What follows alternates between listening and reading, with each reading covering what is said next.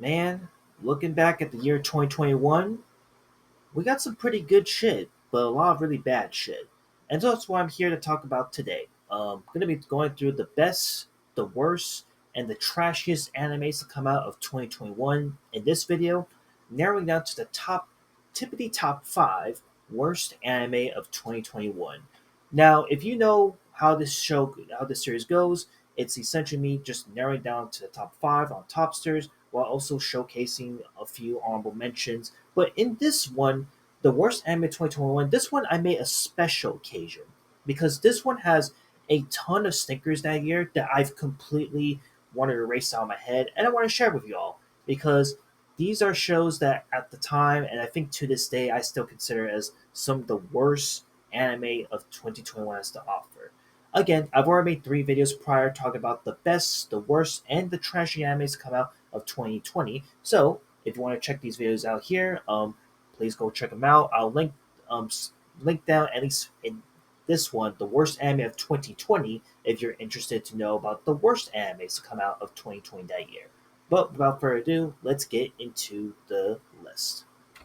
All right, and as you can see, here I have my topsters. I have my list from back in 2021 here, hiding that number one spot, of course. And before we get into it, we're going to go into the honorable mentions. So, first honorable mention is a pretty big one that honestly could be number one for this year. But I decided I'm going to save this person off till 2022's worst anime of the year, and that's Platinum. Again, this show unironically did come out back in the fall season of 2021, but it didn't wrap up till the winter of 2022 that year. Again, I what more can be said about Planet Man that has been said already? I would want to save all my comments and everything that's wrong about the show till I get into the worst animes of 2022. But this is considered to be one of the worst animes ever, one of the worst original animes of all time. I think it also has one of the worst endings of any anime ever. Again, I can elaborate more on why Planet Man is bad, but this is one of the first honorable mentions. I will leave it at that. But now, on to the real honorable mentions. We first have this drugstore isekai anime. Again, this show essentially wastes a lot of good potential with a really known, really amazing voice actor and a lot of voice talent alike. The voice actor who voices this main character is the same voice actor who voices Kazuma from the Konosuba franchise, and he really just wore him down to just the bare essentials. And it's at the time it's a pretty dismal dog shit and just really boring isekai anime, and I'll leave it at that. And the same can also be applied to the next honorable mention, which is the I've been killing stuff for 300 years and maxing my levels. Again, if you watch my video not that long ago about how much I did not enjoy the season 2 of this show, which came out not that long ago, yeah, I did not enjoy the first season at all. It was just super boring, super bland. It's just another generic, like, slice of life kind of isekai, and the fact that they have the audacity to come out with a second season that came out this year and I wasn't crazy about it really says a lot of how much I don't care about the show. But more than that, on to our next one, we have Tantawa Mo Shinderu, or The Detective is Already Dead. Yeah, this is one of the most infamous shows out there, at least for me, because it started off with a banger of a show where it was like a 1 hour long epic first episode at the time. And then it devolves into like this weird epilogue dialogue shit where everything takes place in the past and not in the current storyline. It's weird. It's stupid. And not only that, I'll say it once, I'll say it again. Every character in the show is essentially a date of life ripoff character. In it 1 to 1, it's a day of life ripoff from every single character, from every characteristic. It's just goddamn awful. Next, we have Other Side Picnic or Uraseki Picnic. Easily one of the most confusing and sadly one of the most disappointing shows that had a cool concept prior and really just fell apart like halfway into the show. Honestly, I couldn't even remember what the fuck the show's all about because it goes with like a zombie apocalyptic, but also trying to be all Yuri esque with its friendship relationship kind of thing, and it gets lost in its own story, unfortunately, and that's why I'll leave it at. Next, we have Ozomanke, easily one of the worst romantic slice of life comedies to come out of recent memory.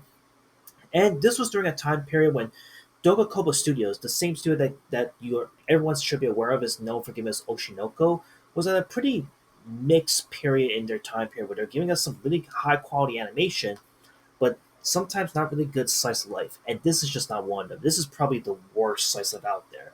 Worst animation out there, worst character dynamics out there, comedy does not hit at all. It is just super, super bad all around. Next, we have a show that I understand is getting a lot of praise now because of the second season, but I'm not crazy about it. And that's Conjo Mo Conjo, Girlfriend Girlfriend. Look, I'm sorry. I know that some fucking how, some way, the second season is getting a lot more better praise than the first season, but I still can't stand the show. I hate this show to a passion. This is one of the most annoying one-to-one comedic animes out there that tries to go into that same direction that Quintessential Quintuplets does, but waters it down the worst way possible. I cannot stand this show. I hate this show to a passion, and again, I would put this super high up there, but there are somehow way worse shows that came out in 2021 that cannot go in my top five, unfortunately, and Contra Contra just cannot go in there. Next on my honorable mentions to hopefully wrap this up is two, two really special hentais that I think are the bomb barrel of NTR hentai, and that is Netoshizu and Netokano. These are two. Now, normally, I'd never ever put a hentai here when it comes to like the worst animes of the year. But 2021 was a special year because this was the year that got me to put some of the worst hentai out there. And I was like, you know what? From this point forward, if I see anything that's like a horrible dog shit hentai, I think it definitely is a runner for worst anime of the year. And between Neto Shizu and Neto Kama, because they're both sadly NTR slop, I would say Neto Shizu is the worst out of the bunch, as this is just like mind breaking. Basically, why would you want to watch this to hurt your feelings kind of character? And essentially, this is like the ending for Neto Shizu is far more darker, far more worse than Neto Kano's ending is, and it's just like, man, you kind of wonder why you kind of watch this and end like, man, this has such gorgeous and amazing animation, but why the fuck was this adapted in the first place? Like, geez, you just want to fucking hurt yourself every time watching Neto Shizu or Neto Kano. And that will be it for all the honorable mentions. God, I'm getting fucking spearhead right now with all these shows I kind of have to speed run through. But anyway, let's get into now the top five worst animes of 2021.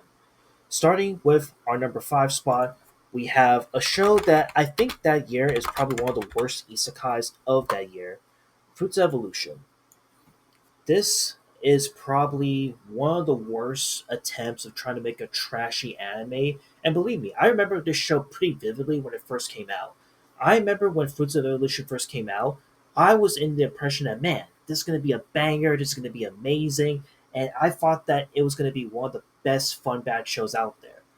But oh boy, I did not know what I was getting myself into.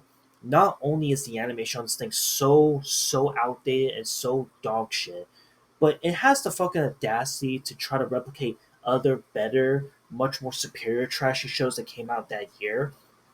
On top of it, yes, honestly, you can even put like any of the other generic isekai animes that came out that year into this number five spot, like the drugstore isekai, as I mentioned. But the thing about Fruits of Evolution was that this was painfully horrible to sit through. The jokes were not hitting. The action, if you even call it action, was nonsensical. The progression of said story was so fucking pale slow, and the voice acting, oh my god, the voice acting in the show is so bad. It is so like it's like every character in the show decided to suck up a ton of helium, and that's what you're hearing 90% of the time when you're watching the show. It is so goddamn awful. And as a result of it, it's one of the reasons why I decided to make this at the top five worst animes of the year. And that's what I'll say, and I'll leave it at that. At number four, though, we have a show that when I look back at my list, I was actually thinking about if this should really be in the top five because, hey, to be fair, I did like the show initially, and yeah, the last three episodes did leave on a bit of a cliffhanger, but the more I thought about it, the more I realized that no, this show still needs to be in the top five because it came out not only during a time period when Cloverworks was at its lowest peak that year, but is probably considered even more one of the most disappointing endings of any anime in general, and that is Wonder Egg Priority. Wonder Egg Priority, again, if you've watched anime from 2021 that year, this show needs no introduction. This show, when it first came out, was like a anime darling. This show was amazing when it first came out on the scene, and it had the potential of being like the best anime of the year. But there is one thing I will say that made Wonder Egg Priority completely destroy what could have been a great ending, and that is the Wonder Egg Priority special ending. This ending was so bad that it made me rethink everything about the whole Wonder Egg Priority TV show as a result. And it made me, for the first time ever, after I initially like finished the show itself, it made me go from like an 8 to a 7, and then eventually to like the lowest score, which is like a 4 or 5. It was so fucking bad because the ending completely ruined what Wonder Egg Priority was already building up for in the first place. And it's such a shame because One Egg Priority had such great moments when it first came out. And to this day, I can never ever forget how fucking dog shit the ending is, where essentially the ending is 40 minutes long, and the first 20 minutes is spent on a 20-minute previously on Dragon Ball Z recap episode. And then when we get to the actual ending of One Egg Priority, it just hits us with all these nonchalant here, he say, she say, plot point, mumbo jumbo bullshit that at the end of it, it essentially just make you stick the middle finger to everyone that just decide to give the show a shot. So because of that, I had to put this in the top 5 spot. This was like Wonder Egg Priority at its lowest, and again, it's a show that prior to I actually did like, but the ending completely destroyed it for me, and that's what I'm gonna say. That's all I'm gonna say about that. Whew. All right, but at number 3, we're into the top 3 tippity top worst animes of 2021. And honestly, I'm gonna be real here. Originally, in my top 3, Netoshizu was and Netokano was gonna be tied up for my top within the number 3 spot of worst anime of the year. But it took me a while to find this show. But do you all remember this show, Tesla Note? This show right here will be on my number 3 spot. Cause oh my god, this thing is horrible. It is horrendous. This was a show that prior when it came out around the same year another infamous show came out, which we'll get into in just a bit. But Tesla No, holy shit, this was a show that was trying to be edgy and out there and cyberpunk-ish for the sake of being cyberpunk-ish. And again, I think for anyone that's like a connoisseur of bad dog shit anime, Tesla Note is a show that doesn't need a lot of introduction at this point.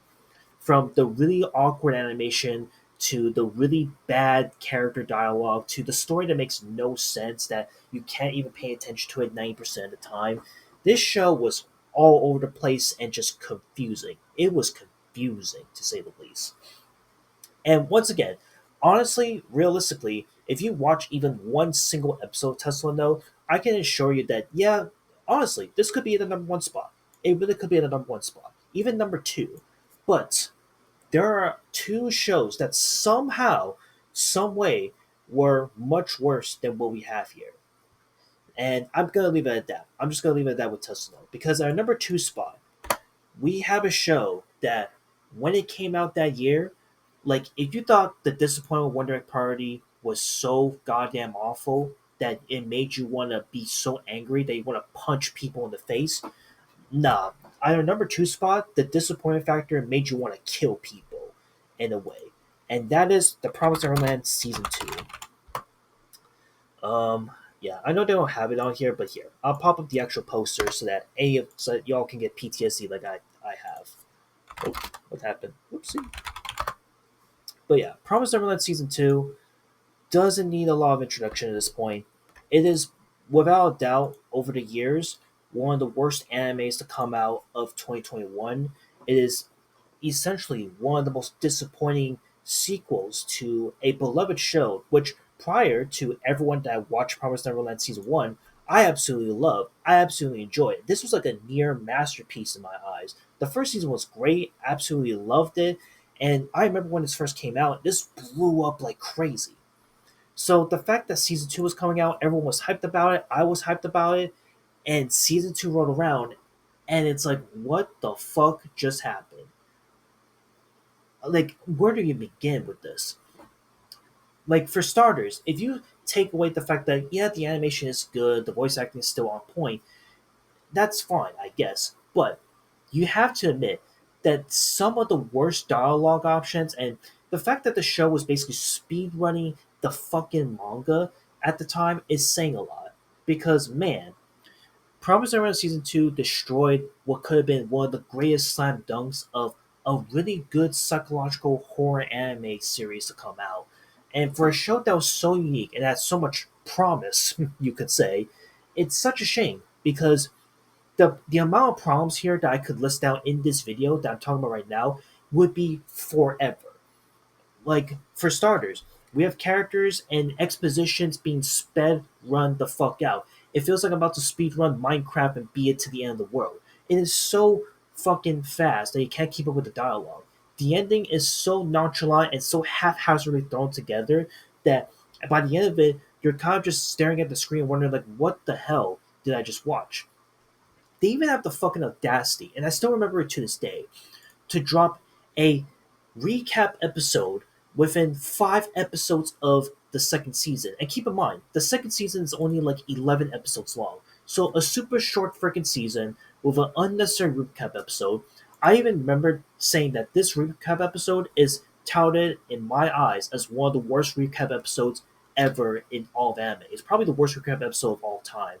Like, if you take all the recap episodes from every anime series that you know and condense it to like what's the worst, this is number one. 100% this is number one. But what made this show absolutely super high up on my number two spot and why I couldn't even put it number one is literally because Promised Neverland season two has a lot of the all the elements of everything that I've talked about up until this point condensed into season fucking two. Again, if you thought One Egg Priority was staring down your face, giving you the middle finger every time you were watching the show, oh boy, the Promised Neverland was just giving you your fucking shits and piss and making sure that you walked away with horrible sour taste in your mouth. That's how fucking bad it is. And I still cannot believe that to this day, Promised Neverland is the legacy of Promised Neverland is now destroyed. It is tarnished. It can never be revitalized ever again as a result. However, um, at least this does have a bit of a happy ending because at the end of the day, this is under Cloverworks Studios, and as you know, Cloverworks has actually been a huge comeback. And as I mentioned already, like after the disaster that was the Promised Neverland season two and Wonder Egg Priority, they did bounce back and would drop actual banger anime shows thanks to shows like Biscuit Doll, Spy Family, and Bochi Rock. And as a result, Cloverworks has really was able to make a name for himself once again and get the people back on their good graces, which is saying something. But you know what's not saying something? Our number one spot. And the number one spot is special. This one, I think, does not need any introduction at this point. When it first came out, this was memeified the fuck a lot. This was touted as the worst anime of 2021. Simultaneously, it is now considered the worst anime on my anime list, mind you. One of the worst animes ever on my anime list. It takes everything that we got that I talked about from Promised Neverland season two and Tesla Note, and somehow made it like a near masterpiece. Like, this is a masterpiece of how low can you go. This is to me Corey Feldman's Angelic to the core, but it was adapted to an anime adaptation. Of course, what I am talking about is none other than X Arm. Yup, X Arm. I am stunned. I am blown away. I am amazed X Arm came out the way it came out. Again, a lot of what has said about X-Arm has been spilt on the table at this point that I don't really need to talk about why X-Arm is the number one worst anime of 2021 and honestly probably the worst anime of the decade. Like, this is a masterclass of what not to do when you're trying to make an anime adaptation. Like, from the horrible animation to wasting a lot of talented voice actors and voice actresses to a plot and a story that makes no sense to basically a director who prior to this was only good at directing video games, and this was his first anime adaptation. This was his first anime adaptation. And you can see it right through the fucking budget of this thing because man, this looks like a $200 budget of an anime. Maybe even lower than that. This thing was just terrible. It is bad. X-Arm is without a doubt a show that for me I don't think is ever going to get replicated for how bad it is and how dog shit it is. Again, we did have that almost happen with Tesla though, mind you, and it did came out that same year. But X-Arm I think would be my number one worst anime of 2021 of the decade and possibly the worst anime of all time as a result. And yes, that right there is going to wrap it up for the worst animes of 2021. And yeah, let me know what you guys think. I'll see you on the next list when I get to talk about the best trash anime of 2021. Later.